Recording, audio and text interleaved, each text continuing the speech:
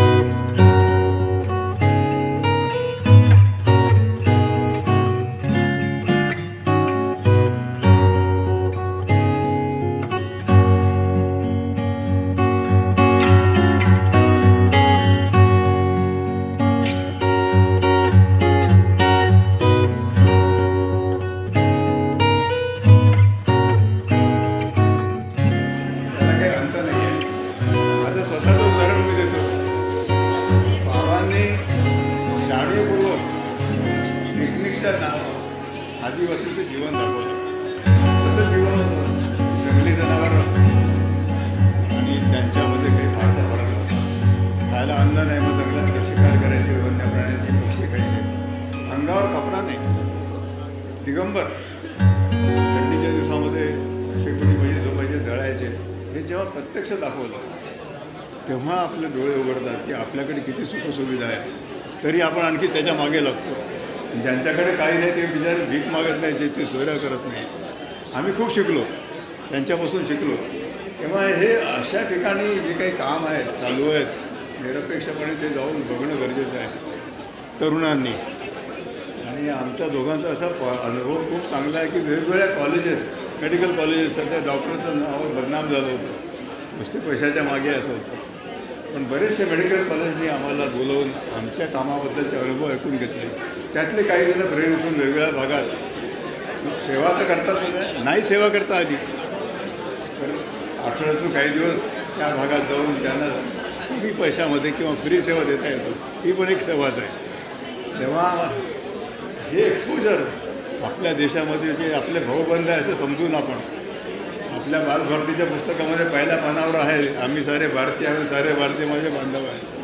तर ते नुसतं पुस्तकात न राहता त्याचं थोडंसं जर अंमलात आणलं तर आपला देश खरोखरच मग सुपर म्हणजे काय महासत्ता होईल याची मला खात्री वाटतं.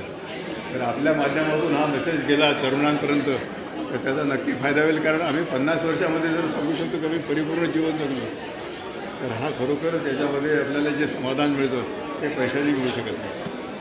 आदिवासी भागांमधला अनुभव खूप तुम्हाला आहे. मुंबईमधल्या झोपडपट्टीच्या वस्त्यांमध्ये देखील आरोग्याच्या खूप मोठ्या प्रमाणात समस्या समोर येताना दिसतात. अशा सामाजिक संस्था तर पुढे येत आहेत, मात्र आरोग्याच्या समस्याबाबत मुंबई अजूनही आर्थिक राजधानी आहे देशाची, मात्र अजूनही आरोग्याच्या दृष्टीने खूप वाईट स्थिती आहे. हे दुर्दैवी आहे खरं म्हणजे. मुंबई ही आर्थिक कॅपिटल आहे भारताची आणि अशा ठिकाणी इतकी असमानता किंवा विषमता असणं आपल्या देशाला लांछन आहे.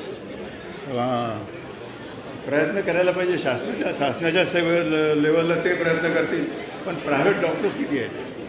त्यांनी जर आपल्या मनात थोडंसं सामाजिक बांधिलकीची जाणीव ठेवली तर ठिकठिकाणी पूर्ण वेळ काम देणं सगळ्यांना शक्य नाही, ते कठीणही आहे.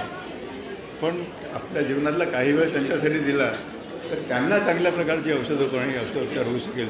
ते शिक्षणाचं आहे.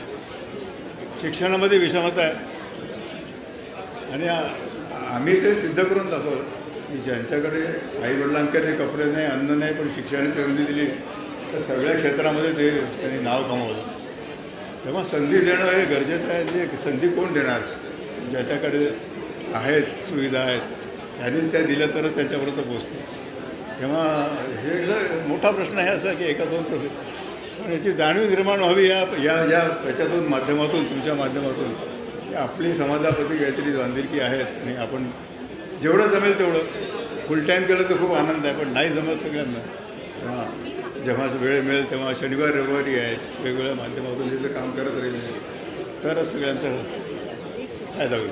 म्हणजे एकीकडे मोठ्या प्रमाणात कट प्रॅक्टिसिंगचा प्रकार वारंवार समोर येतो. बरोबर. अशा वेळेस तुमच्यासारख्या संस्था असतील, आज या संस्थेने जे काम केलेलं आहे कसं पाहताय? हे खरं म्हणजे आमच्यासाठी नवीन आहे, कारण आम्ही जंगलात आमचं हॉस्पिटल चालवतो तिथे याचा हे शब्दच नाही आहे. पण शहरात चालू आहे आणि ते वाईट आहे. याच्यासाठी आमच्या एका मित्राने पुस्तक लिहिले जे काय म्हणतात त्याला इथिकली प्रॅक्टिस करतात. त्या डॉक्टरांनीच लिहिलेली उदाहरणं आहेत की हे कसं वाईट आहे. पॅथॉलॉजीचे रिपोर्ट चुकीचे देणे, कट प्रॅक्टिस करणे, औषधाची गरज नसताना औषध देणे, व्हेंटिलेटरचा वापर नसताना करणे. या पुस्तकाचं नाव आहे डिसेंटिंग डायग्नोसिस. खूपच कॉन्ट्रोवर्शियल आहे ते. म्हणजे डॉक्टर लोकांना त्याचा राग आला, पण ज्यांनी जर काही केलं नसेल प्रकारचं राग याचं काही कारण नाही. नवीन होणाऱ्या डॉक्टरांना ते वाचावं असं मी नेहमी सांगतो. आणि हे वाचल्यानंतर त्या पद्धतीने ज्या काही गैरप्रकार केले जर नाही केले तर आपल्या पेशाला जे पूर्वीचा त्याला जे स्टेटस होती डॉक्टर म्हणजे देवाचं स्वरूप आहे ते परत यायला मदत होईल असं मी नेहमी सांगतो. थँक्यू.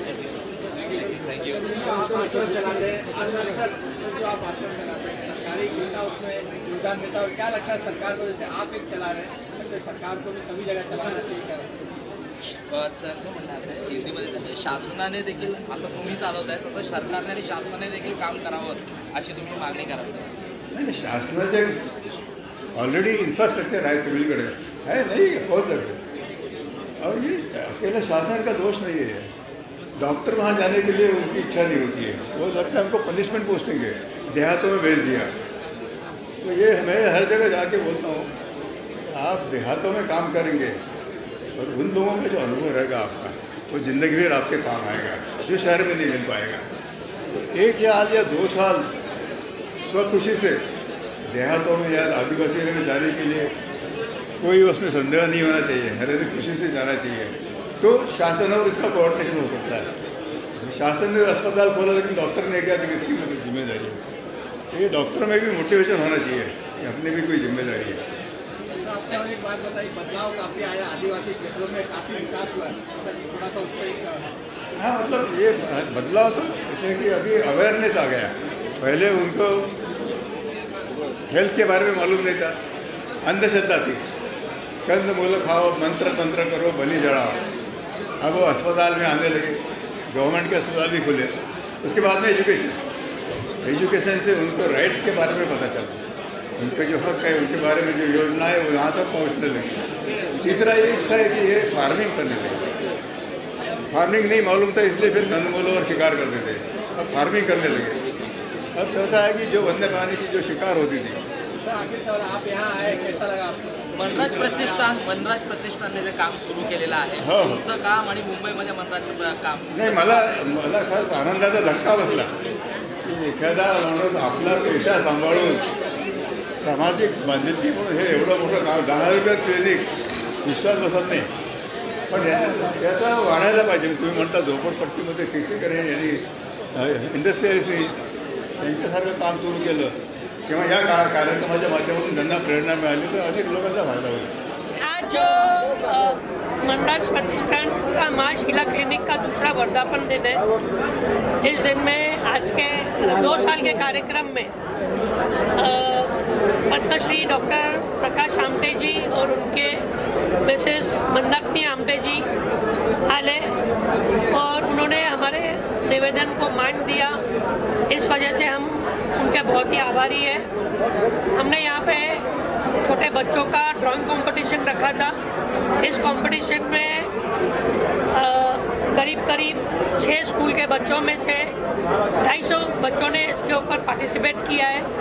ये बहुत प्रेरणादायक है कि किसी सेलिब्रिटी की अगर अपने को पेंटिंग करनी है तो बहुत आसान हो जाता है, मगर किसी सोशल एक्टिविस्ट की जो एकदम नक्सलाइट एरिया में, रूरल एरिया में काम कर रहे हैं, उनके ऊपर छायाचित्र करना, और बच्चों ने उसमें बहुत अच्छे से सहभाग लिया। 250 बच्चों ने सहभाग लिया।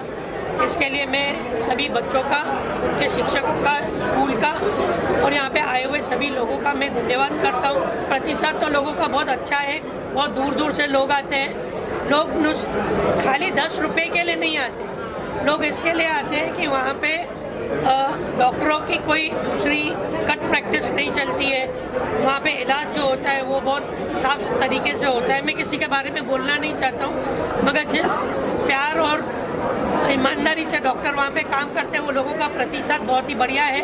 इसके लिए आप कभी भी आ सकते हैं, देख सकते हैं लोगों का प्रतिशत क्या है।